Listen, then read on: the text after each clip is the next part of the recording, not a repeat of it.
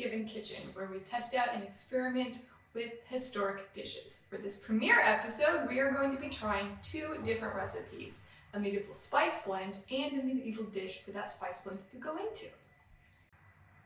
Usually, when we think about the Middle Ages, we don't think about spices. Usually we think of really bland foods, such as bread, pottage, maybe a hunk of cheese. Delicious. Now, while most people wouldn't have had access to the spices because these spices were brought in from other countries, the people that wrote cookbooks in the Middle Ages used the spices a lot.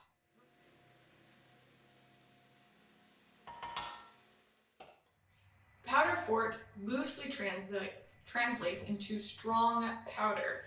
Now, the 2 main ingredients in this strong powder would have been black pepper or cinnamon, and if you couldn't get your hands on cinnamon, then it probably would have been ginger. Other ingredients would have also gone into this particular powder, depending on what you could, 1, get your hands on, 2, afford, and what your household's palate preferred. Other ingredients that were often used would have been things like saffron, clove, mace, long pepper, maybe galangal. It really depended on what you could really use and what you wanted to put it into. Most of these spices were imported from Asian countries, so it would have been very hard to get every single ingredient every single time you needed this powder to be made. However, the spices that we're going to be using today are ones that hopefully everybody is familiar with and have in their own kitchens. Same goes for the recipe that we will be trying later. We're going to be trying a recipe from a book called Libro di Cucina, which is from 13th century Italy. Now, in this book, they only use 5 ingredients for their basic powder fort recipe. There were variations on the recipe, ones to make it even stronger for sauces and for meats, but we're going to just use the basic recipe. So for this recipe, it calls for pepper, cinnamon, ginger, clove, and saffron. And I'll be telling you the exact measurements for each. So for our parts today, we're going to be using teaspoons. We're going to be using a 1 teaspoon measure for the 1 part and then a 1/4 teaspoon for the 1/4 parts. All right, so we're going to use 1 part pepper. So much pepper.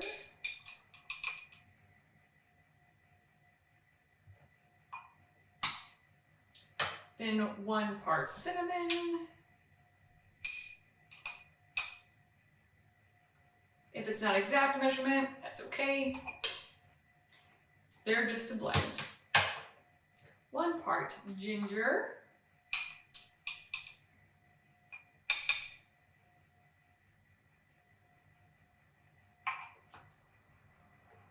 1/4 part of the clove. Now, if you don't have these ground up already, of course you can ground them up beforehand. You can use a mortar and pestle, or you can use a coffee grinder. Now my saffron isn't ground up, but that's okay. We're going to use 1/4 part saffron, and fortunately we still have just a little bit left for our next recipe.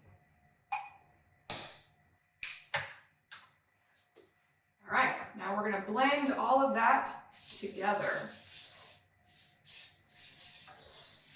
These are some ingredients that you don't usually think of together, especially that saffron in there. It smells really, really nice.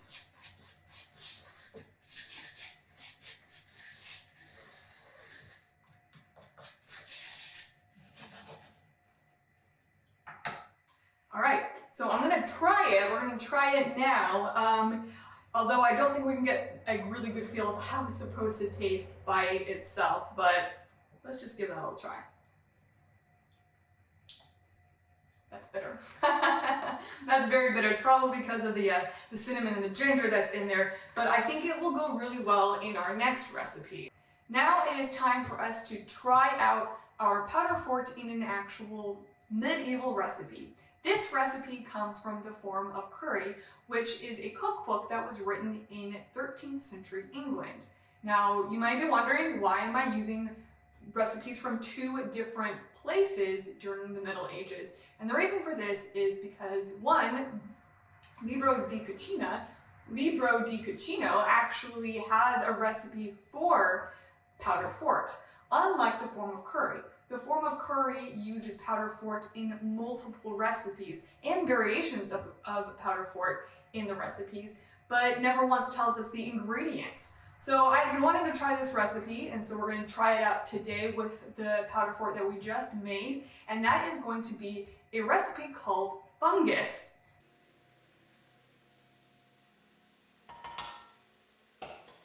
For the recipe fungus, you take mushrooms and pare them, clean, and dice them. Take leek and shred them small, and do them to seethe in good broth. Color it with saffron, and do therein powder fort, and serve it forth. Sounds very confusing. However, I have specific measurements that we will be using because old recipes don't like measurements. So we will be using 1 pound of mushrooms, 1 leek, and I diced up probably the biggest leek I've ever seen in my entire life. It was about the size of a baseball round, very large. We will be using 1 cup of broth and a few sprigs of the saffron and 1 teaspoon of our powder fort. Now, to make it, you kind of want to dye your broth using that saffron. If you don't have saffron, you can always use food coloring. The red color was just extremely important. It indicated luxury and you were wealthy. You were able to put saffron into your meals. So you're going to want to bring your broth to a boil, add a few pieces of that saffron. Then you're going to just put in your mushrooms and your leeks until they become nice and soft. Put in your powder and eat it up. Now what I'm going to do today is I'm going to cook these 4 ingredients, the mushrooms, leeks, saffron, and broth, and I'm going to set some of that aside, and then I'm going to put the powder fort in because I want to taste the difference between the two. All right, so let's get cooking.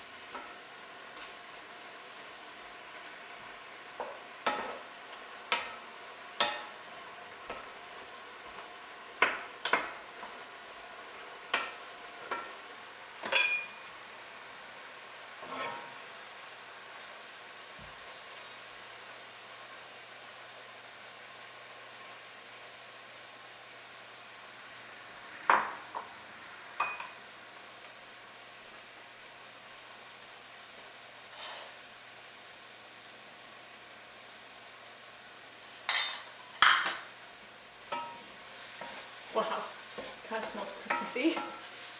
I'm really excited.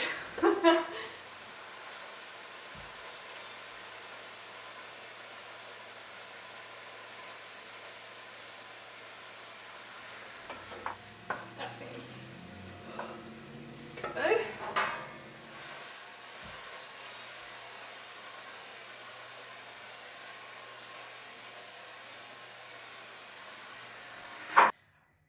so we have finished making the fungus.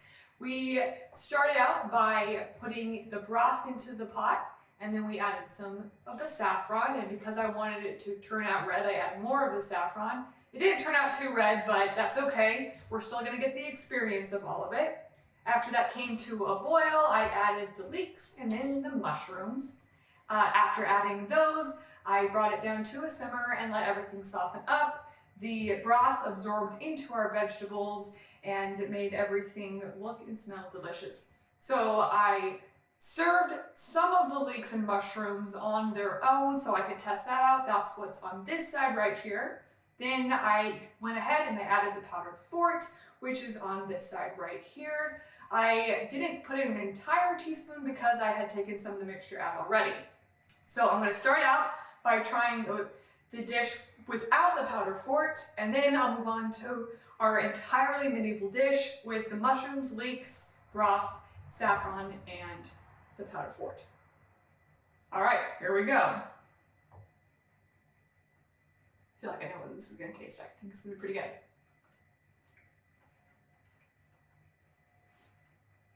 Yep, broth makes everything nice and savory. You have your leeks, which are a little bit oniony, and then of course your mushrooms. I'm not sure I'm picking up any saffron. I did not put much in, but it's good. I would definitely eat large bowls of that. You can use any broth that you would like. Today I used a vegetable broth, but you could use chicken or beef if you would like. All right, let's try the dish that we're all here for today.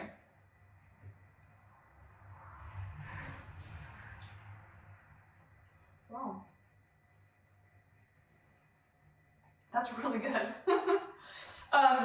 You can definitely taste the clove and the ginger in there. Oddly enough, considering how much pepper and cinnamon is in it, I'm not picking up too much cinnamon or pepper, but definitely can taste the ginger, which is pleasant. Yes, that's very good. So that is Powder Fort and Fungus from Libro di Cucino, and the Form of Curry. I hope you enjoyed today's episode, and we will see you next time.